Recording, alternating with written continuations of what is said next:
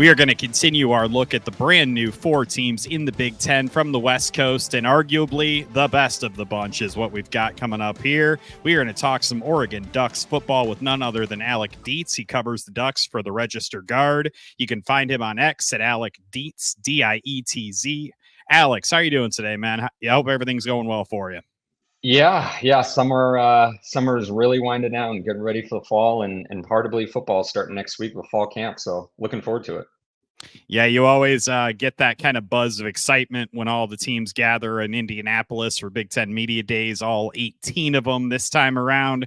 None made a bigger impact, though, than Oregon because they brought their own, quote, pretty badass duck to Indianapolis. Love the way that Dan Lanning had phrased that. They're saying they're hoping they can maybe bring it on the road for a few games, just kind of imagining it, floating near the big house at Michigan or something like that. But I think it just is a pretty good representation, Alec, of kind of what we've seen in terms of Oregon becoming a real powerhouse in terms of being a national brand. And I thought it was a really cool kind of display of that. Yeah, I think that's one of the biggest things that Dan Lanning has said even since the news broke last year was that the Big Ten kind of allows them to really have a coast to coast national footprint. And gives them that kind of brand and makes it easy. They're playing games in the Midwest. They're going to be playing games on the East Coast as part of the conference schedule. So not surprised at all that they came up with this to kind of make a big splash at Media Day and announce their arrival to the conference.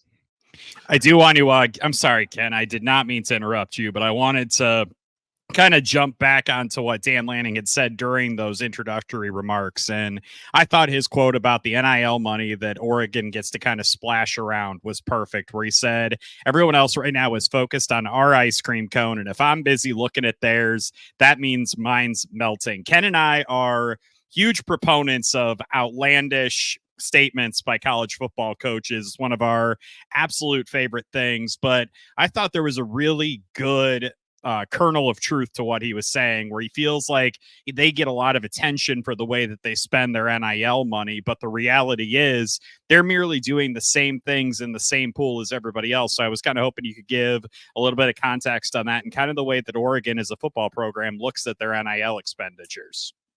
Yeah, I think, for the coaching staff and obviously Oregon has resources. They have a lot of, backing from Nike, Phil Knight, famous alumni, all that other kind of stuff. But it's a group of things that contributes to it, right? It's not just throwing money at recruits and them deciding to come. It's what they've built. It's the success they've had over the last decade.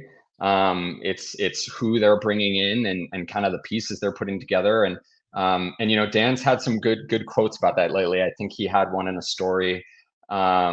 I forget where I saw it, but he just said that teams are kind of scared that the rabbit has the gun now, right? Because teams like Georgia and Alabama and all those other programs, they've had NIL money to spend for years, and unlimited resources to apply. So I think now it's just sort of Oregon's getting a lot of attention because they previously hadn't been seen as one of those teams. So they're certainly taking advantage of the resources that they have to the fullest, to build the best possible team that they can every single year. Including the NIL, what is Oregon doing different from some of these other universities that are usually considered the blue bloods? Because we just got off, we just actually had an interview talking about SC. And one of the interesting discussions were teams going undefeated. And I'll ask you this later. I know Dan Lanning had mentioned finishing strong because that had been kind of an issue with Oregon as far as finishing strong. So, of course, they haven't been undefeated. But still, this is a different beast when you're talking about the NIL that Oregon has. And I'm not a hater. I mean that as, as props. But when you're talking about one, and I'm with you, it's more than Phil Knight. But the Rabbit does have the gun. And entering the Big Ten, I don't see the Rabbit giving the gun up, Alec. Yeah, for sure. And I think they know that this is what they need if they want to compete in the Big Ten. I mean, obviously Ohio State, Michigan, Penn State, all these teams have been powerhouses in this conference for decades upon decades. Certainly there's been down years, but they want to come into this conference and win it and win a national championship year one. It's not a transition period. I think other UCLA obviously lost Chip Kelly, their head coach, and they're kind of going through a transition. And Washington, I think, is bringing back only 2 starters. So, for those teams, it's going to be more of, hey, we're sort of transitioning into a new era where, Oregon is trying to come in and mess stuff up and win the whole thing in the first year, which I don't think has ever been done in the Big Ten. I think as teams have joined, no one has won in their first season. I think even Penn State, when they joined in, I was doing a little bit of research on this. They joined in '93 as an independent, and they finished 3rd or 4th. So, history is obviously against them, but that's really where sort of the emphasis is, every single year Dan Lanning has been coach, they've been going for it all. Even his first year, they won 10 games and were competing for a chance for a Pac-12 championship, didn't end up getting it. But, it's really about getting over the top this year. I think what's truly wild to me is that a lot of teams will make like the big kind of splashy acquisitions in the transfer portal, and they'll kind of, put all their eggs into a couple of different baskets. And in the case of Oregon, what do they end up doing when Bo Nix ends up going to the NFL? They go get Dillon Gabriel and they get Dante Moore. It just shows to me that not only do they know and how to leverage the power of their brand, but they also get this idea that in an 18-team Big Ten with some real heavy hitters in this conference that we will talk about as this conversation kind of goes along, they know that whoever kind of has the most ammunition is going to be able to ride out the really tough rigors of a Big Ten schedule. And I just kind of wanted a 2-part question with that. One, were you surprised that they went that avenue with the quarterback position and went with the multiple guys in the transfer portal? And then the other one, how indicative is that of what Oregon is trying to do in the portal in terms of really making sure that their roster is absolutely stacked top to bottom? Yeah, I think really the emphasis was, I think they got, if I counted right, 7 players with 1 year left of eligibility in the transfer portal. So, obviously Dante Moore was a different circumstance because you're kind of getting your quarterback of the future, and he's sort of willing to sit for a year and learn. But for the most part, they went after guys that want to win a national championship after looking for a change of scenery. Dillon Gabriel is sort of the prime example. He was the first guy that they got in the portal, and he said it wasn't even a decision really for him. He already saw the proof of success with Bo Nix. I think by the end of the year, Bo Nix ended up leading all of college football in total touchdowns with 51, and Dillon Gabriel is one of 6 quarterbacks with over 40 total touchdowns. So you add that to the mix. There's a proven concept of success there. Last season, they had an 1,000-yard rusher and 2 1,000-yard receivers. So going after those guys that want to win and want to win right now, it's sort of about putting the pieces together rather than developing Dillon Gabriel, because he's thrown for almost 15,000 yards, 125 touchdowns in his career. Obviously he wants to get better, but it's not like he's a project. He's a guy that you go get if you're trying to win this season. So, and then what was your second question? I don't know if I answered or not. I was just going to say the second part of the question was just like kind of a philosophy there to make sure that you not only have, as you mentioned, the 7 guys with only 1 year of eligibility left, but also to have just that ability to come in waves in terms of the depth that you have at a lot of different positions on the field. I thought that was a really good indicator and was a really good kind of representation of what they've been trying to do in terms of the transfer portal and stocking up this roster.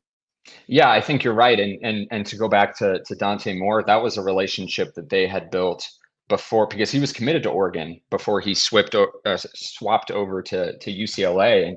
And he admitted that he mostly swapped because he built a relationship with Kenny Dillingham, who was the offense coordinator at Oregon before taking the job at ASU. And when that change happened, he just sort of, didn't really want to go to Oregon and swapped over to UCLA. And after last year, didn't really go how he wanted to. It was another sort of situation where he kind of knew where he wanted to go already, and was willing to wait and trusted the staff, and again saw the proven concept. So I think you're right. They signed I think a top 3 recruiting class by most websites for freshmen that could probably start on a whole bunch of different teams, but are going to be sitting and waiting and redshirting this season and building for the future. So I think there's definitely the first 2 years of Dan Lanning's tenure were sort of about showing the concept, right? Saying, hey, this is what our offense is going to look like. If you come in here, You're going to do what Bo Nix is doing. You're going to do what Bucky Irving is doing, or Troy Franklin, all these guys that had success. And now it's about sort of sustaining that, for the years to come. You mentioned shaking up as far as coming into the Big Ten. And one of the things that we've really emphasized last year, because we've been talking about these 4 teams coming in throughout this show, is the trenches. And the defensive line is kind of remodeled because Jordan Birch is really the only guy of the top lineman to return. With the defensive side and the offensive side, speaking of the trenches, and it's funny because I think this is easier for Oregon because I'm gonna just be honest, because of NIL. And it's a positive because I'm all for the big dogs have the big stick, and you got to take it from them if you want to be a big dog. But what has Dan Lanning done to make sure when it comes to the force down low in the Big Ten that they're prepared if they're going to win the Big Ten in their inaugural season and joining? Yeah, I think it's getting guys that have played in the SEC and the Big Ten before, right? Jordan Birch was a highly touted player that played for South Carolina. They went and got Derek Harmon from Michigan State, who was a 2-year starter for them. They went and got Jamari Caldwell from Houston, who played Big 12 football but was very productive. They go out and get Jabbar Muhammad from Washington. Obviously, that was the Pac-12, but that guy was on a heater at the end of last year. And was one of the best cornerbacks on the market. So it's going out and getting those talented, those big body. I think Derek Harmon's like 330 as an interior lineman. I mean, he's a big dude. And Caldwell is as well. And you've got Birch, and they're returning 2 guys, inside linebacker, and Jeff Bossa, who's been there at Oregon his entire career.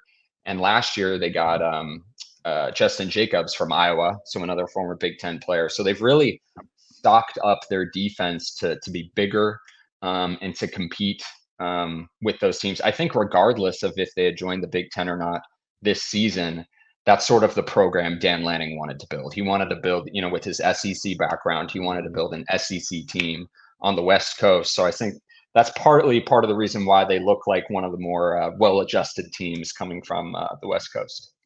I keep seeing rankings of offensive lines around the country, and a lot of them are in the SEC right now, at least the top echelon ones. Ken will be thrilled to know Alabama very frequently on that list, but I'm not sleeping on Oregon. They have 2 great tackles there. They've made some really good moves in the transfer portal. They did snag guard Matthew Bedford out of Indiana. Really great guard play that they had last season at Oregon. And I got to say, man, like when you look at kind of the comparisons to what some other schools in the Big Ten, especially those top tier ones, are kind of going through on their offensive lines, specifically USC and Michigan, I immediately think of with this in terms of turnover and replacing guys and having some younger guys come in. Oregon just is set up so beautifully on that offensive line to really have what I think is a dominant group as they go through a really grueling schedule.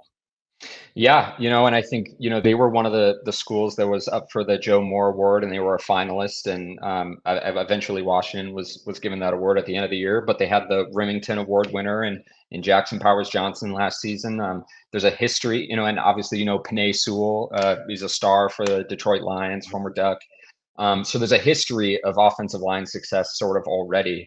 I think it was brought up on the Big Ten Network broadcast, just that in everyone's minds, they sort of remember that 2014 national championship where Oregon were sort of outclassed in the trenches by Ohio State. Yep.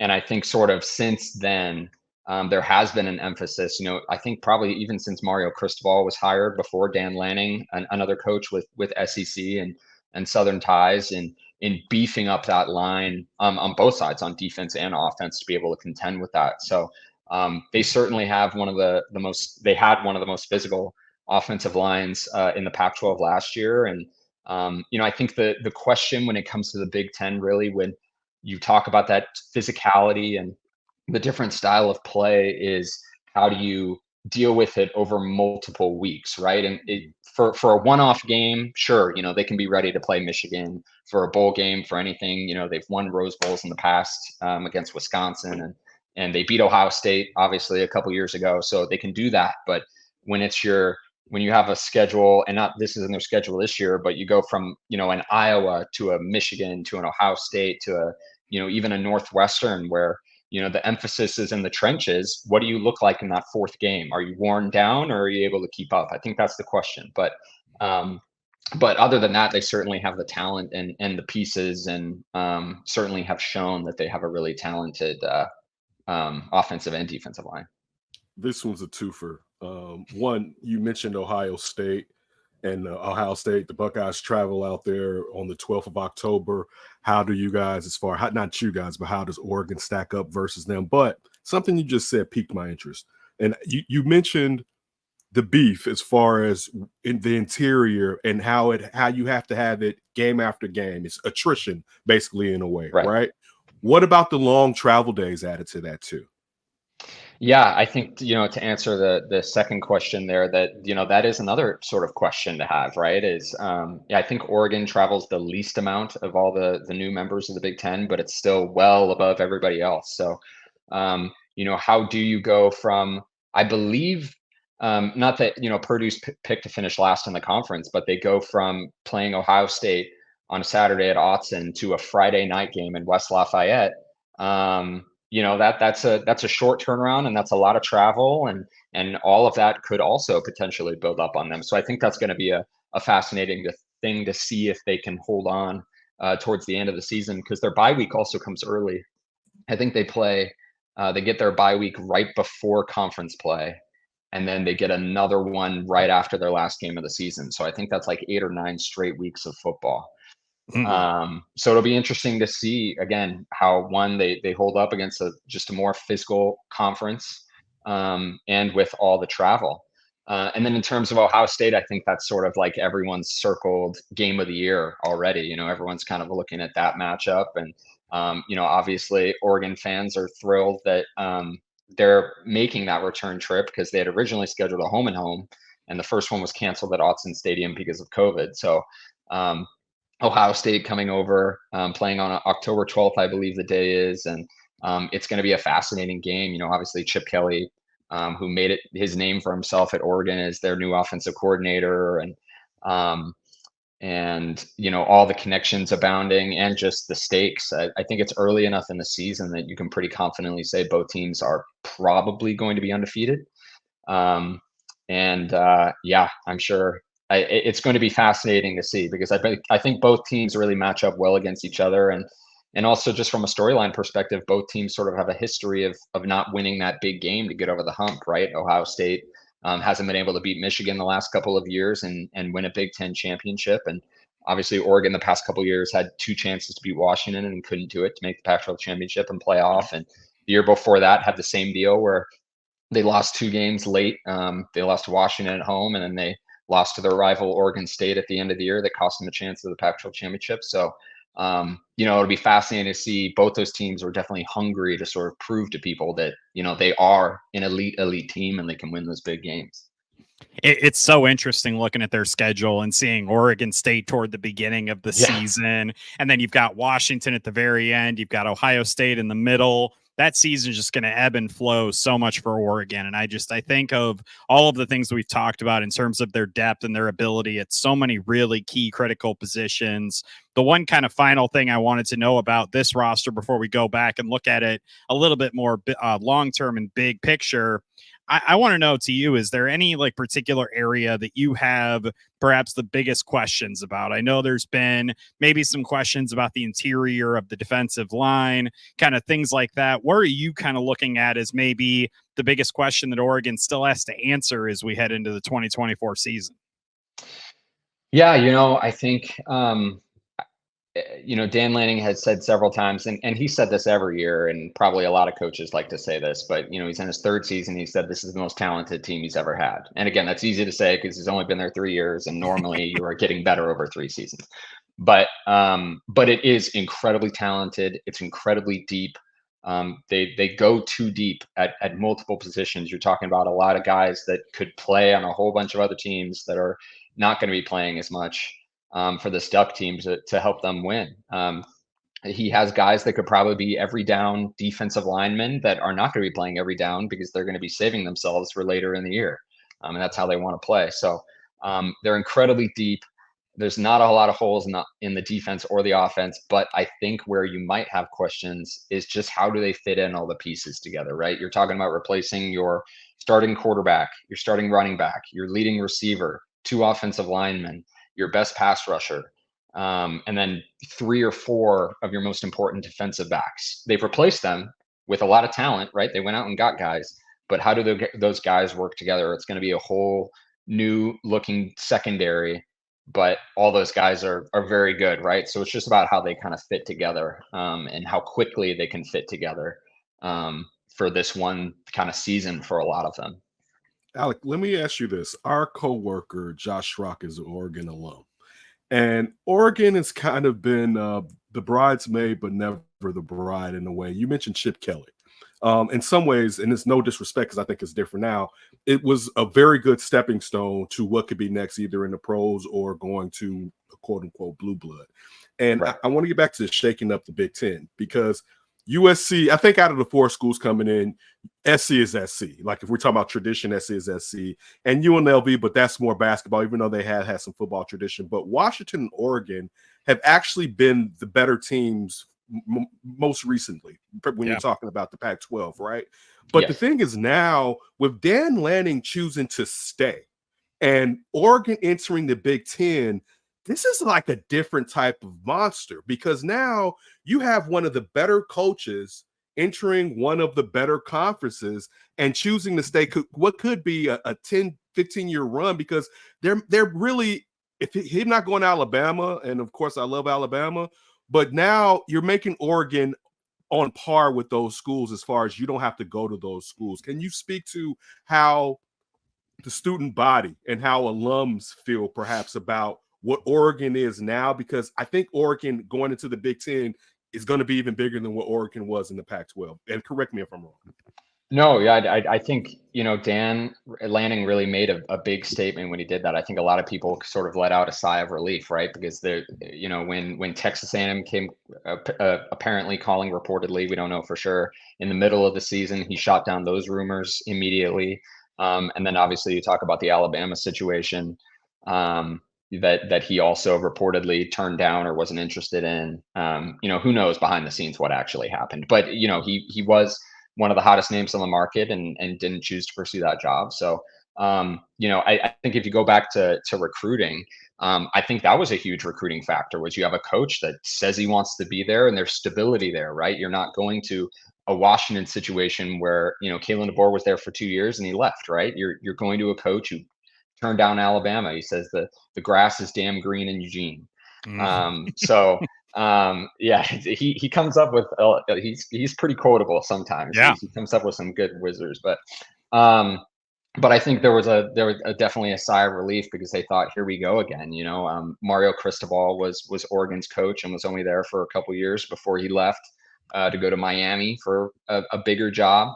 The guy before that, Willie Taggart, was there for I think 2-3 years before he chose to go to Florida State, a bigger job. It was really after Chip Kelly where they experienced a lot of coaches that moved on to other things and used Oregon as a platform to take another job. So I do think there's sort of renewed confidence. A lot of people that are excited that Dan Lanning has said he wants to be there. He wants to raise his kids there. He wants to accomplish things at Oregon that he hasn't accomplished. I think that's one of the big things he said. He's like, I've been here 2 years and, we haven't made the playoff. We've won some big bowl games, but we haven't beaten our biggest rival in Washington. And I think he wanted to accomplish some things. And I know there's definitely some excitement about having a coach that's excited to be coaching Oregon and is thriving, in that situation and sort of building them to sustainable heights, being consistently good every single year. Alec, welcome to Big Ten country. Really excited, of course, to have Oregon in the conference. Really great stuff from you on all of the happenings with the Ducks. Really looking forward to, I'm sure we'll talk about, Oregon, Ohio State coming up later this year. Just one of the absolute biggest games on the calendar. Ken and I will argue off air whether or not it tops Georgia, Alabama. But at any rate, thank you. It tops it right now. Oh, okay. I agree. That's a Tide fan saying that right there, folks. Just so you know, he's not showing bias here. He is showing what is in his heart and what he believes is right. So, Alec, thank you so much for joining us on Big Ten Country. Really great stuff, and really looking forward to welcoming Dan Lanning and the Ducks into the Big Ten this season. Yeah, thanks for having me, guys. I appreciate it. Congrats, you finished the video. If you want to build on that success, download the NBC Sports Chicago app. It's got highlights, exclusive insights, and push alerts tailored to you. Everything you need to be a real Chicago sports fan. Download it now.